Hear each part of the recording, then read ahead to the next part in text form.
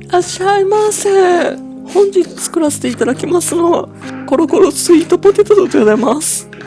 まずは、こちらのお芋の方、サイコロ状に切らせていただきます。すごい、なんかサイコロみたいでございますね。